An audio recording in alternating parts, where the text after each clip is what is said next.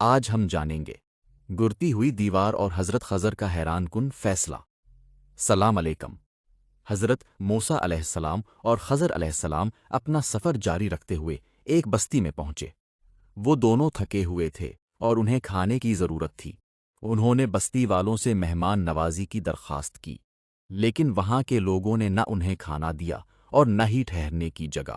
حضرت موسیٰ کو ان لوگوں کا رویہ بہت برا لگا، لیکن دونوں خاموشی سے آگے بڑھ گئے۔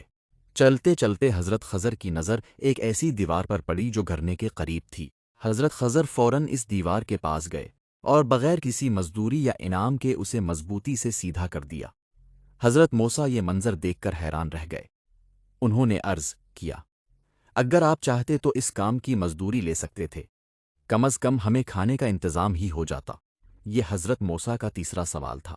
حضرت خضر نے نہایت سکون سے فرمایا، اب میرے اور آپ کے درمیان جدائی کا وقت آ گیا ہے، لیکن جانے سے پہلے میں آپ کو ان تمام کاموں کی حقیقت بتاؤں گا جن پر آپ صبر نہ کر سکے۔ حضرت موسیٰ خاموش ہو گئے۔ انہیں معلوم تھا کہ اب وہ وقت آ چکا ہے مزدوری یا انعام کے اسے مضبوطی سے سیدھا کر دیا۔ حضرت موسیٰ، جب ہر راز سے پردہ اٹھنے والا ہے، آخر کشتی میں سوراخ کیوں کیا گیا؟ اس بے گناہ نظر آنے والے لڑکے کو کیوں قتل کیا گیا اور اس دیوار کو مفت میں کیوں بنایا گیا؟ ان تینوں سوالوں کے حیران کن جواب حضرت خضر علیہ السلام نے حضرت موسیٰ علیہ السلام سے فرمایا، اب میں آپ کو ان باتوں کی حقیقت بتاتا ہوں جن پر آپ صبر نہ کر سکے۔ سب سے پہلے حضرت خضر نے کشتی کا راز بتایا۔ انہوں نے فرمایا، وہ کشتی چند غریب لوگوں کی تھی جو اسی سے اپنی روزی کماتے تھے۔ آگے ایک ظالم بادشاہ تھا جو ہر صحیح سالم کشتی کو زبردستی چھین لیتا تھا۔ میں نے اللہ تعالیٰ کے حکم سے کشتی میں معمولی سا نقص کر دیا تاکہ بادشاہ اسے نہ چھینے۔ بعد میں وہ غریب لوگ آسانی سے اسے ٹھیک کر کے دوبارہ استعمال کر لیتے۔ پھر حضرت خضر نے اس لڑکے کے بارے میں فرمایا، وہ لڑکا بڑا ہو کر اپنے نیک اور ایمان والے والدین کے لیے سخت آزمائش بننے والا تھا۔ اللہ تعالیٰ نے اپنی حکمت سے فیصلہ فرمایا کہ اس کے بدلے انہیں ایک ایسا بچہ عطا کرے جو زیادہ نیک، پاکیزہ اور والدین کا فرمان بردار ہو۔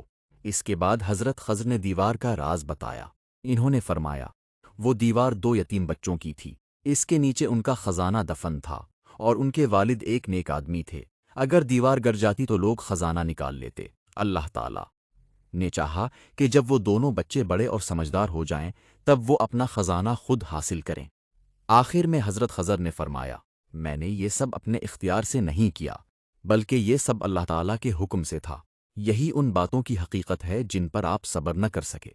حضرت موسیٰ نے سمجھ لیا کہ اللہ تعالیٰ کی حکمت انسان کی سمجھ سے کہیں زیادہ وسیع ہے۔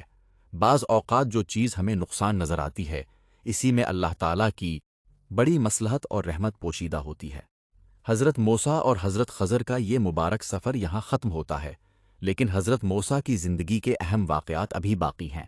اب بنی اسرائیل کے ساتھ ایک نئی آزمائش شروع ہوگی، جس میں انہیں مقدس سرزمین میں داخل ہونے کا حکم دیا جائے گا۔ کیا وہ اللہ تعالیٰ کے حکم پر عمل کریں گے یا پھر نافرمانی کریں گے؟ یہ دلچسپ واقعہ جاننے کے لیے اگلی قسط ضرور دیکھیے۔